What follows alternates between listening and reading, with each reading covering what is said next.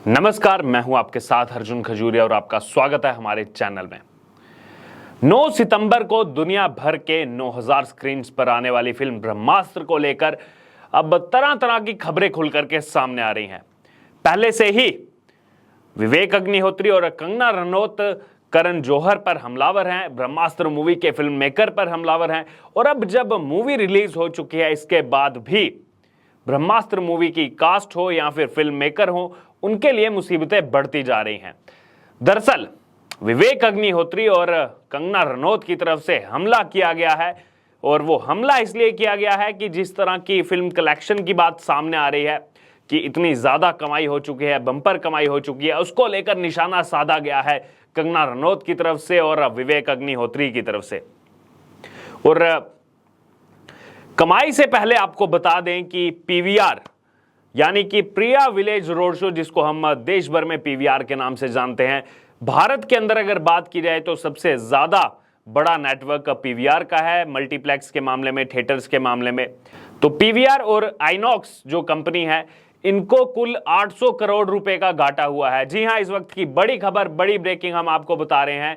800 करोड़ रुपए का घाटा यहां पर बताया जा रहा है कि इस ब्रह्मास्त्र मूवी को लेकर के जो है इन दोनों कंपनीज को हुआ है। अब इनको खामियाजा भुगतना पड़ा है ब्रह्मास्त्र मूवी रिलीज होने के बाद। ये झटका ना ही सिर्फ बॉलीवुड को बल्कि इनके साथ जुड़ी हुई इंडस्ट्री जो थिएटर इंडस्ट्री है उसको भी हुआ है। और अब पीवीआर और आइनॉक्स का नाम खुल करके इसमें सामने आ रहा है। दरअसल 9 सितंबर को रिलीज हुई मूवी ब्रह्मास्त्र के बाद बिजनेस इनसाइडर की एक रिपोर्ट के मुताबिक भारत की सबसे बड़ी चेन पीवीआर और आइनॉक्स को मार्केट कैपिटलाइजेशन में 800 करोड़ रुपए का नुकसान हुआ है। तो यहां पर बुरी खबर यह एक आती हुई, और जिस तरह से बॉयकॉट का ट्रेंड पिछले एक महीने से चल रहा था इस मूवी को लेकर, तमाम तरह के कमेंट सामने आ रहे थे, चाहे वो आलिया भट्ट का हो या फिर रणबीर कपूर का वो पुराना जो बीफ का कमेंट था वो सामने आया, जिसके बाद हमने देखा तमाम ऐसे लोग जो शायद ये मूवी देखना चाहते थे लेकिन उसके बाद उन्होंने मन बनाया कि हम इस मूवी का बॉयकॉट करेंगे, इस मूवी को नहीं देखेंगे। और कहीं ना कहीं जब हम भी जाकर के लोगों से मिले तो उनका यही कहना था कि काफ़ी ज़्यादा इस मूवी को खींचा गया है, इसको कम पैसे में बनाया जा सकता था। इतना खर्चा, क्या ये खर्चा जानबूझ करके दिखाया गया है? क्या इतना खर्चा इस मूवी को बनाने में हुआ है? और इसी बीच जो 410 करोड़ रुपए खर्चे की बात आ रही है, उसका डबल 800 करोड़ रुपए के नुकसान की बात आ रही है पीवीआर और इनॉक्स के लिए। तो यहां पर ब्रह्मास्त्र से जुड़ी हुई जो इंडस्ट्री है उनके लिए बेहद ही खराब खबर इस समय की।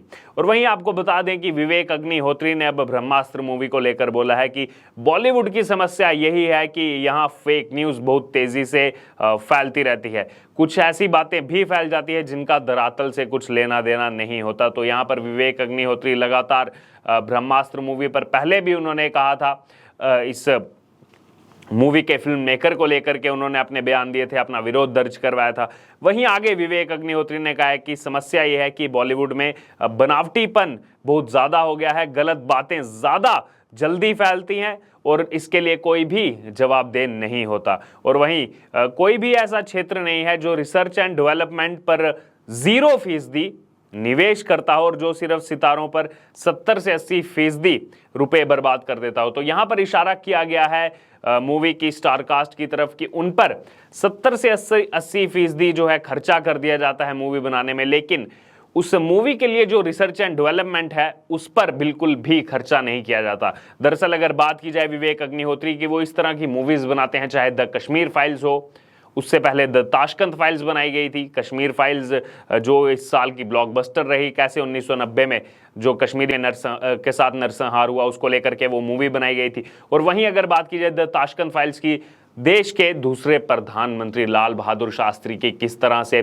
ताशकंद के अंदर रहस्यमय स्थिति में मौत हो जाती है और क्या क्या उस समय लाल बहादुर शास्त्री के साथ हुआ था, इसके पीछे कौन हो सकता है। और देश के तमाम बड़े जो नेता हैं, खास तौर पर उस समय सिर्फ कांग्रेस पार्टी का ही राज था, उसको लेकर के तमाम खुलासे इस मूवी में किए गए थे, जिसमें काफ़ी ज़्यादा रिसर्च की गई थी और इसीलिए विवेक अग्निहोत्री इस बात को कह रहे हैं कि आपको कोई भी अगर मूवी बनानी है, कुछ भी अगर आपको जनता के सामने प्रेजेंट करना है, तो आपको पहले उसकी तह तक जाना होगा। आप जो कॉन्सेप्ट देना चाहते हैं पहले उसके लिए रिसर्च करनी होगी, उसके बाद आप अच्छी मूवी डिलीवर कर पाएंगे। और वहीं अगर बात की जाए अब विवेक अग्निहोत्री से आगे बढ़कर के कंगना रनौत पूरी तरह से यहाँ पर, चाहे बात हो आयान मुखर्जी की या फिर करण जौहर की, उन पर लगातार निशाना साध रही हैं।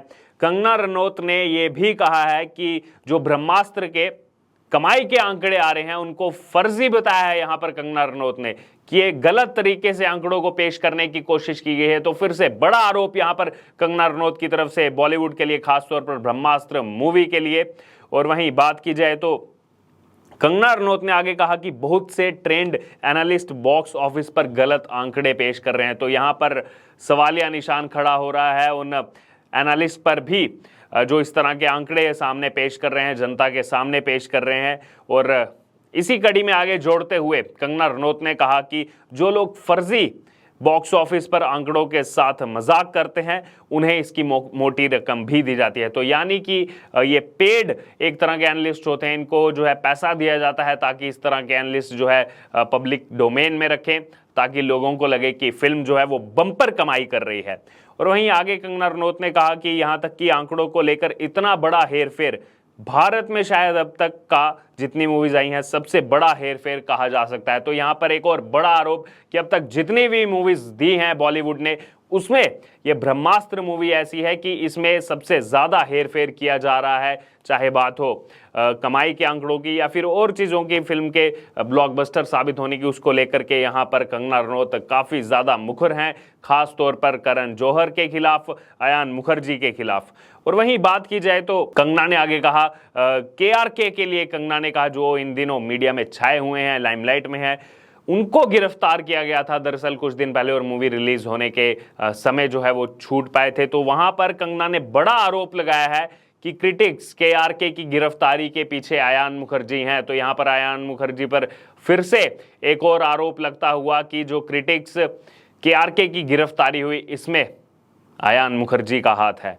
और वहीं आगे कंगना ने कहा कि आयान मुखर्जी ने इस फिल्म को बनाने में 600 करोड़ रुपए खर्च किए और इसमें ऐसा कुछ भी नहीं है जहां लगे कि पानी की तरह पैसा बहाना ठीक था। तो मूवी को लेकर ये कंगना ने अपना रिव्यू दिया है कि इसमें इतना पैसा बहाना, जो 600 करोड़ रुपए बहाया गया, ये कहीं से भी वर्थ इट नहीं लग रहा कि क्यों पानी की तरह पैसा इस मूवी के लिए बहाया गया। इस तरह की स्टोरी जो है वो देखने को नहीं मिली दर्शकों को।